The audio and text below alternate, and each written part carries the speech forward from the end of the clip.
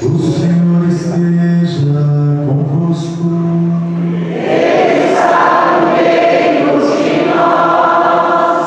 Proclamação do Evangelho de Jesus Cristo, segundo São Lucas. Glória a vós, Senhor.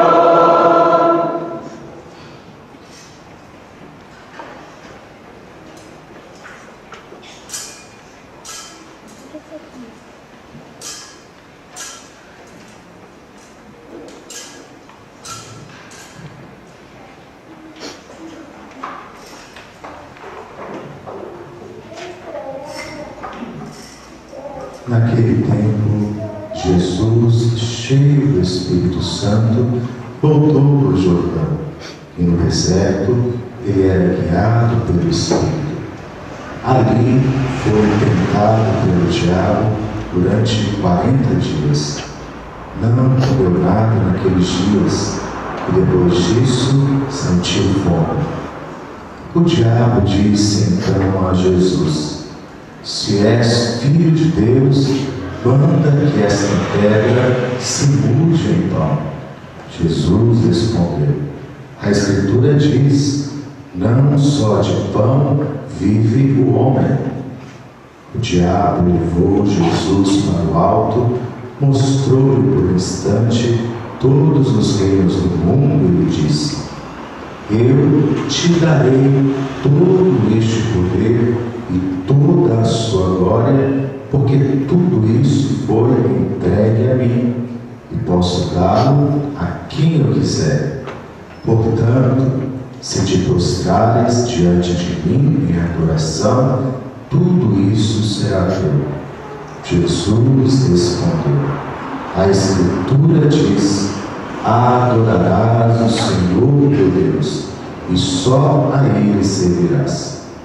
Depois, o diabo levou Jesus a Jerusalém, colocou-o na parte mais alta do templo e lhe disse: se és filho de Deus, atira-te daqui abaixo, porque a Escritura diz, Deus ordenará a seus anjos a teu respeito, que te guardem com cuidado.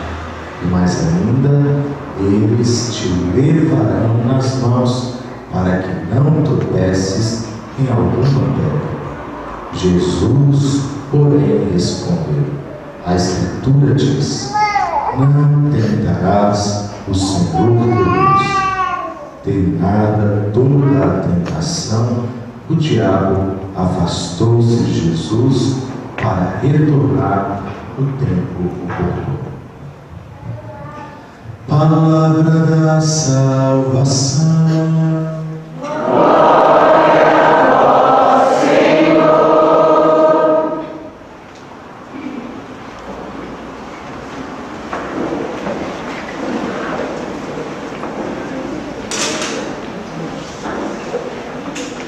Jesus, cheio do Espírito Santo, voltou para o Jordão. E no deserto, ele era guiado pelo Espírito. Caríssimos, geralmente aquilo que nós fazemos por primeiro é aquilo que nós damos mais importância. Quando nós temos muito trabalho, muito serviço, aquilo vai se acumulando, geralmente a gente separa algo e diz: isso aqui eu preciso acabar logo, porque é mais importante. E nos perguntamos o que Jesus fez por primeiro. Antes de iniciar o seu ministério, a sua pregação, antes de realizar os seus milagres, os seus sinais, o que Jesus fez? Diz o Evangelho que ele voltou do Jordão. Lá no Jordão, no Rio Jordão, Jesus ele foi batizado e ali ele recebeu a força do Espírito Santo. Jesus ele foi ungido e então, diz o Evangelho, ele volta cheio deste Espírito e ele é conduzido ao deserto. Agora, o que significa para nós o deserto? O deserto tem um sentido, tem um significado profundo na Sagrada Escritura. O deserto é um lugar de silêncio, é um lugar onde nós nos apartamos das pessoas e então vivemos uma solidão e um silêncio que podem ser fecundos e podem nos levar a Deus. O deserto também é o lugar da penitência, é o lugar do calor, como muitas senhoras estão aí se abanando, né? Porque é um lugar muito quente. E assim, então, aquele que passa pelo deserto é aquele que, de certa forma, passa pelas dificuldades, pelo sol quente, pela falta de água. E nós devemos nos lembrar que o povo de Deus, o povo de Israel, quando eles foram libertos da escravidão na terra do Egito, eles atravessaram o deserto em direção à terra prometida. E lá no deserto eles enfrentaram as dificuldades, eles experimentaram as dificuldades, mas ao mesmo tempo experimentaram o amor, a misericórdia e a providência de Deus. Quando eles passaram pela dificuldade da sede, o povo sentiu sede, não tinha mais água para beber. Deus então fez brotar água da rocha. Quando o povo sentiu fome porque não tinha mais o que comer, Deus então fez cair do céu o maná que serviu de alimento a todas aquelas pessoas. Quando eles sentiram vontade de comer carne, porque há muito tempo já não comiam, Deus então faz chover as aves do céu e assim eles saciam a sua vontade. Portanto, ao mesmo tempo que fazem a experiência das dificuldades, eles experimentam também este amor, esta providência do Senhor. E é justamente neste lugar, no deserto, aonde Jesus se encontra. Diz o Evangelho que lá acontece então um confronto entre Jesus e Satanás. Um confronto entre as forças do bem e as forças do mal. E vejam, isto acontece já no início do ministério de Jesus, já contando, demonstrando que toda a missão de Jesus, na verdade, vai ser este confronto. Jesus, ele foi enviado por Deus, ele foi enviado pelo Pai para derrotar o diabo, para derrotar todos os inimigos de Deus, para destruir o pecado e destruir a morte. Então nós vemos que o diabo, ele se aproxima de Jesus e começa a tentar. Mas vocês perceberam qual foi o momento que o diabo se aproximou de Jesus? Diz o Evangelho que ele ficou quantos dias em jejum? E o diabo se aproximou nos primeiros dias, depois dos 40 dias, ele se aproxima e assim então faz a tentação. Quando Jesus estava mais fraco, quando Jesus estava mais debilitado, quando Jesus estava cansado, quando Jesus estava com fome, é neste momento que o diabo se aproximou para tentar Jesus, aproveitando da sua fragilidade humana. E a primeira tentação, qual foi? O que ele pediu? Transforma esta pedra em pão. Se és filho de Deus, faz isso. Por que este sacrifício? Por quem você está se sacrificando? Por que fazer isso? Você é filho de Deus? Então não precisa deste sacrifício, não precisa desta penitência, não precisa deste jejum. No entanto, qual foi a resposta de Jesus? A Escritura diz: nem só de pão vive o homem. E continuando esta mesma palavra, mas de toda palavra que procede da boca de Deus. O diabo, ele não desiste. Ele ainda continua este confronto e ele existe mais uma tentação. Na segunda tentação, ele mostra todos os reinos da terra, ele mostra as riquezas e o poder e diz que tudo isso foi confiado a ele, foi entregue a ele, e ele tem o poder de dar a quem ele quiser. E ele pede então: se te prostrares, se me adorares, eu te darei tudo isso. E mais uma vez, Jesus, ele fala, a Escritura diz. O que Jesus falou? Adorarás somente o Senhor teu Deus, e só a Ele servirás. Mais uma vez o demônio se aproxima, insiste nesta tentação. E qual foi a terceira tentação?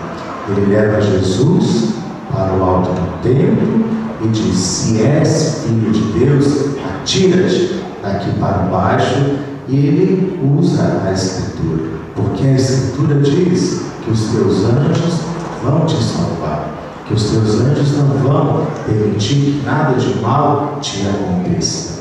E mais uma vez Jesus rebate.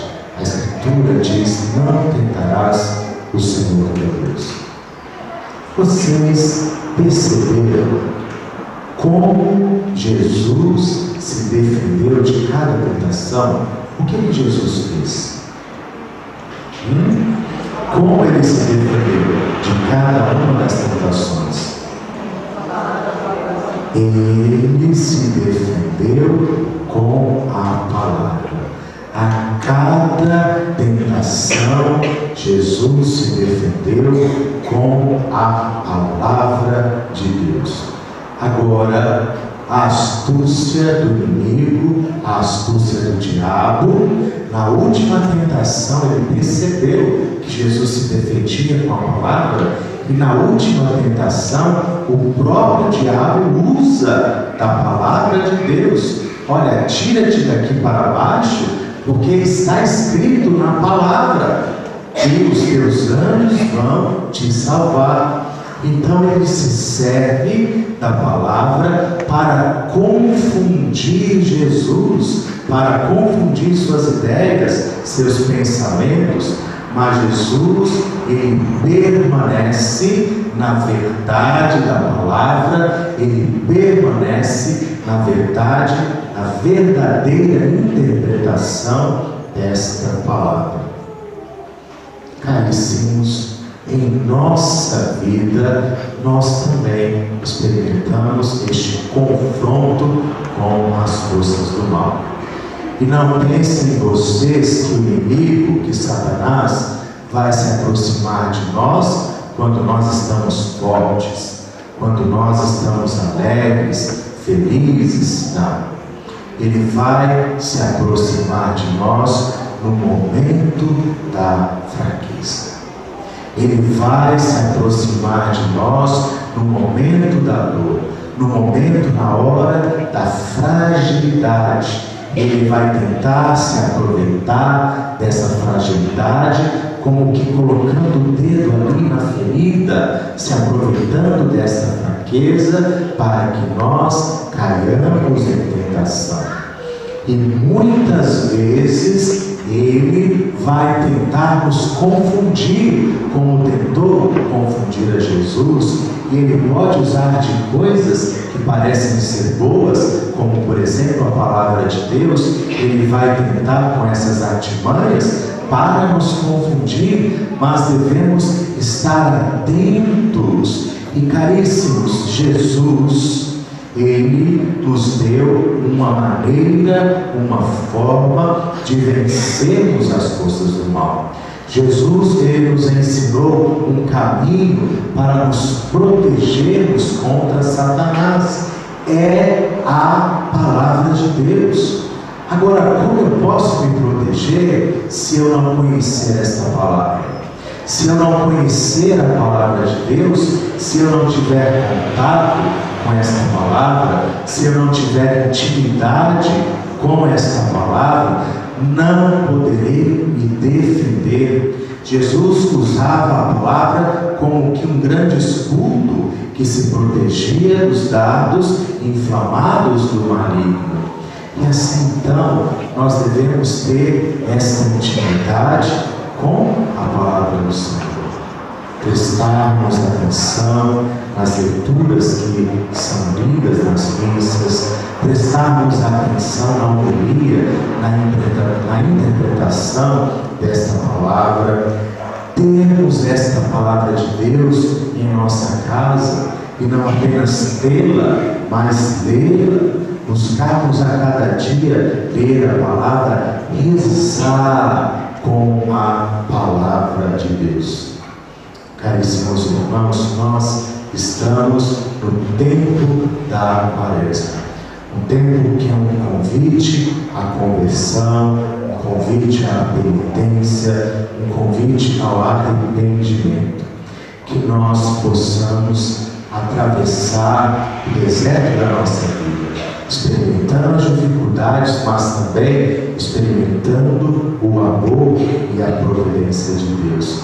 E que neste deserto nós possamos guardar em nosso coração a palavra do Senhor, porque guardando esta palavra nós estaremos protegidos contra as forças do mal.